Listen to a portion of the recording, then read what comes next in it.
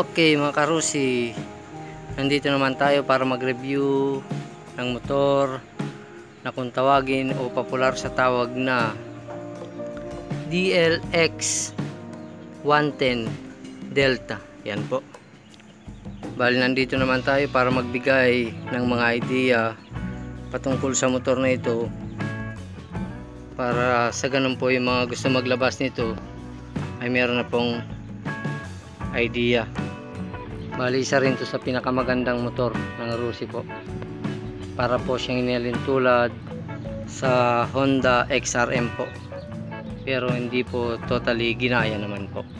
Bali may pagkakahawig lang po sila.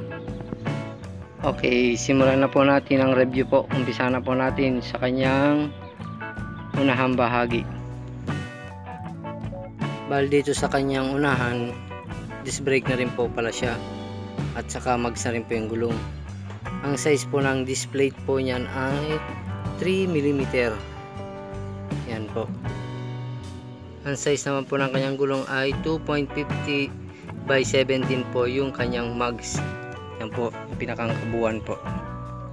At may sticker po rito ng Rusi po. Yan po. Pati po yung gulong po niya may tatak na Rusi din po. Dito naman po sa kanyang front fender o yung pinakang tapalodo po niya, yan po, parang may pagkakahawig nga po sa XRM na Honda po. Ayan. At may sticker ng Rusi po. Tayo sa pinakang harapan po niya. Ang headlight po nito, yan po, maliit lang po siya.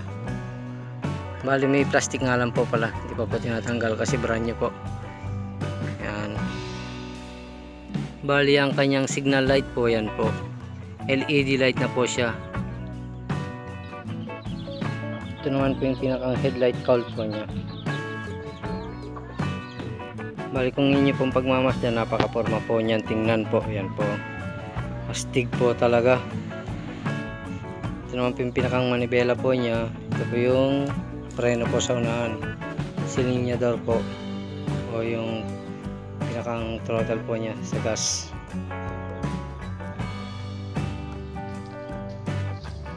Yan po yung kanyang pinakang side po.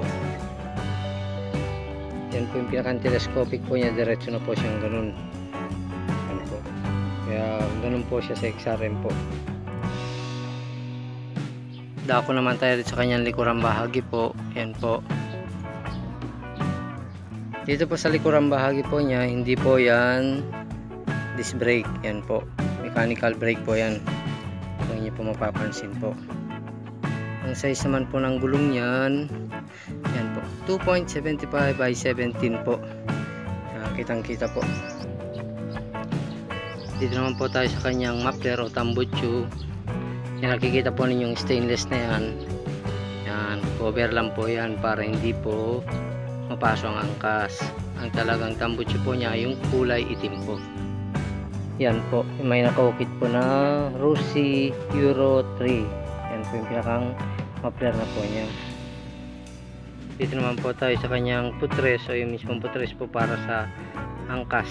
Ito po yung kinakabitan po niya, maganda po yan. Plastic nga po pala yan, yung pinakang loob lang po niyang bakal.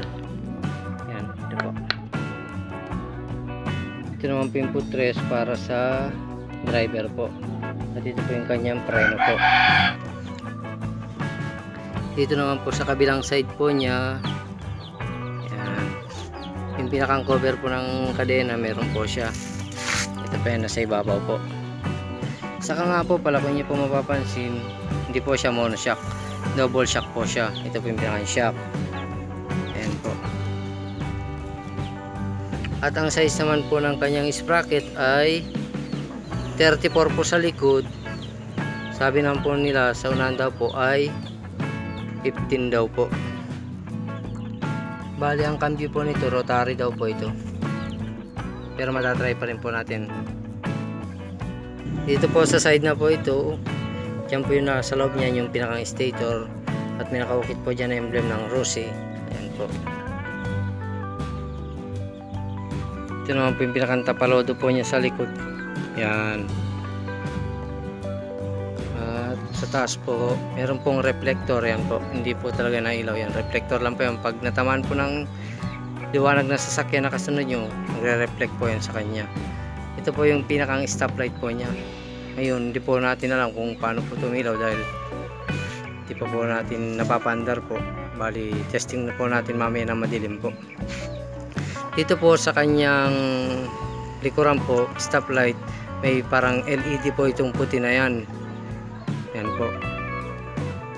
May LED light na siya. Bali parang LED na rin po yung pinakanloob po niya. May LED rin po siya sa ilalim. Yan po. Yan po yung combination ng kulay po niya.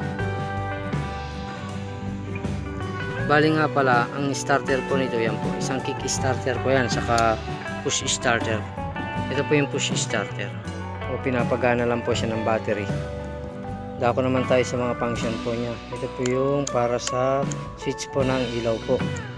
Ito naman po yung para sa signal light ng left and right po. Ito naman yung sa busina, pinakang choke po niya. Yan. Bali wala pa po nakakabit na side mirror kasi po pag inactivate na po saka lang po lalagyan ng side mirror pag ilalabas na po. Dahil digital po ito, hindi po natin makita yung pinakang speedometer po niya, panel 2 po. Madilim po siya kasi gagana pa lang po yan pagka maandar na po. Ito naman po yung pinakang center po niya. Kung inyo po mapapansin, para may butas-butas po dyan. Pinakang labasan po ng hangin. Yan naman po yung kanyang U-box o compartment po. Dyan po. Ito naman po yung kanyang sweet cushion lock. Yan.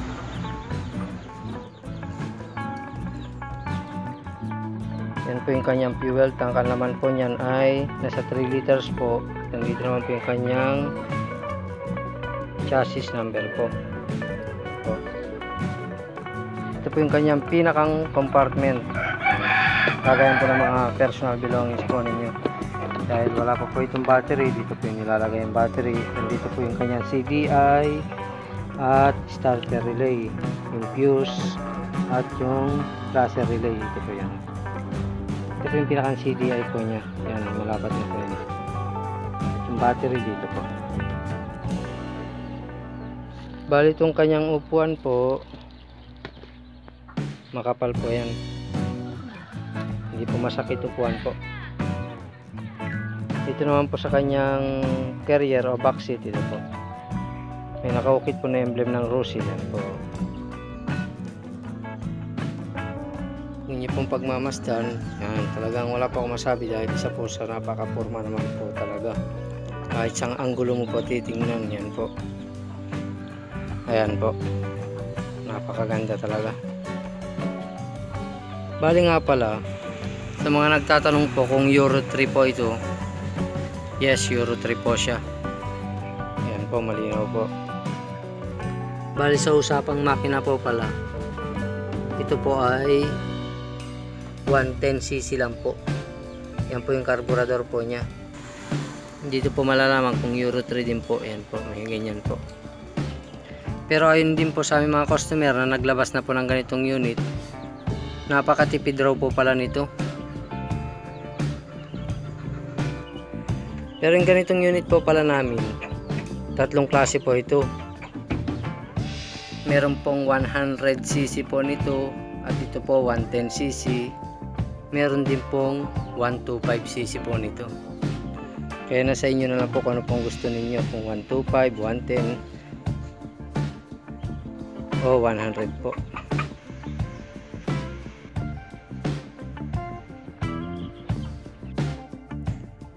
Okay, ang gagawin po natin ay ikutan po natin para makunan po yung bawat anggulo po niya.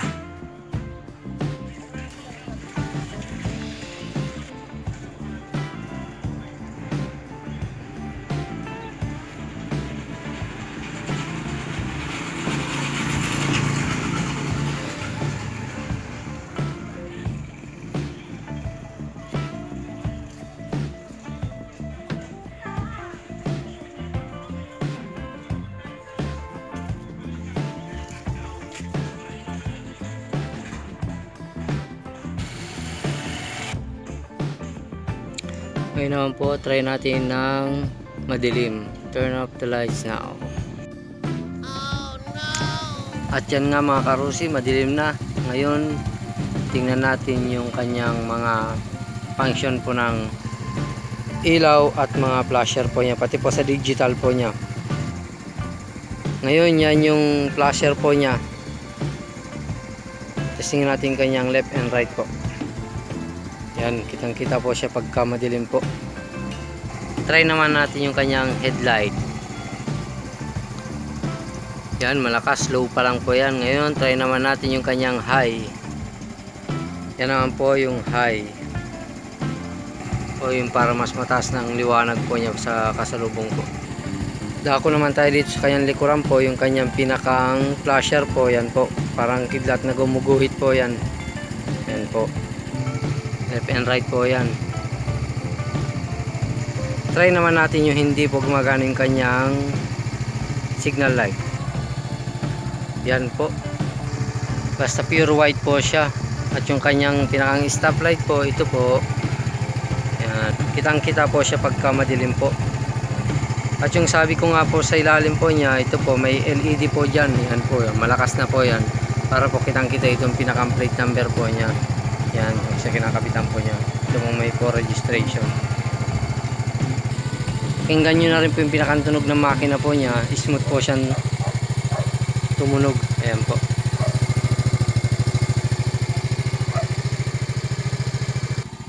Ngayon naman, dako tayo sa kanyang instrumental panel. Yung pinakang digital na po niya. Titingnan po natin siya pagkagabi. Yan po, yung pinakang instrumental panel na po niya.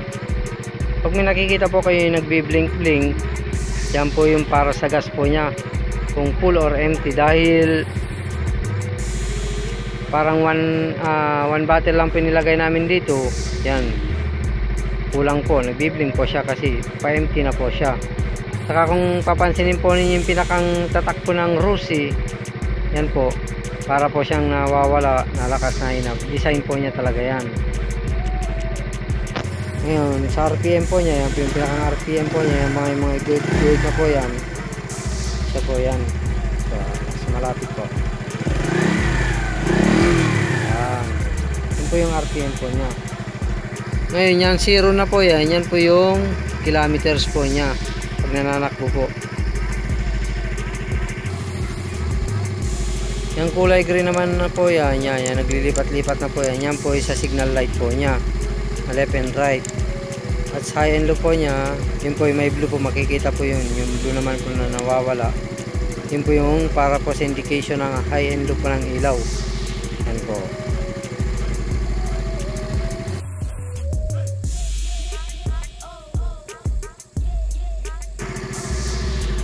Ngayon try naman po natin pag nananakbo. Yan po.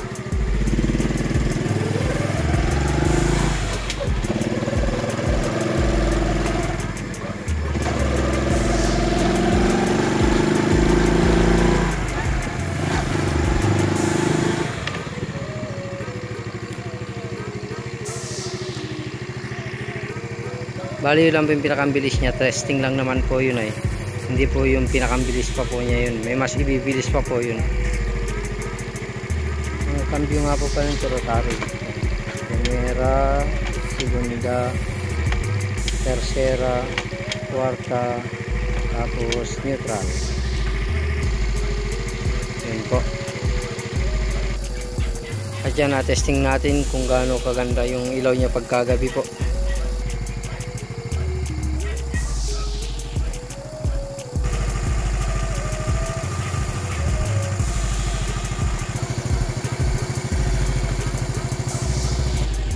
Bali yung mga function niya, alin tulad lang din po sa XRM, yun nga lang po, digital po ito.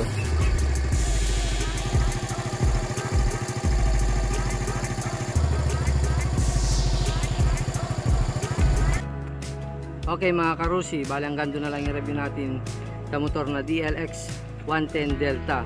Ngayon naman, usapang presyo tayo. Ang registration fee niyan ay 2,000. Ang net monthly nga pala niyan, kung kukunin nyo sa loob ng 36 months is 1,445. Yan mga karusi. Bali nasa inyo na lang kung gusto niyo ang ganyang klase ng motor, dahil i-review naman natin kahit papaano nagkaroon kayo ng idea. So bali hanggang doon na yung review ko. So subscribe na lang kayo sa mga hindi pa lang nakasubscribe, at press na rin po yung notification bell dyan po sa baba pag pindot nyo subscribe, para po ma-notify po kayo sa mga bago pa kong video. Bali yun lang mga karusi, maraming salamat.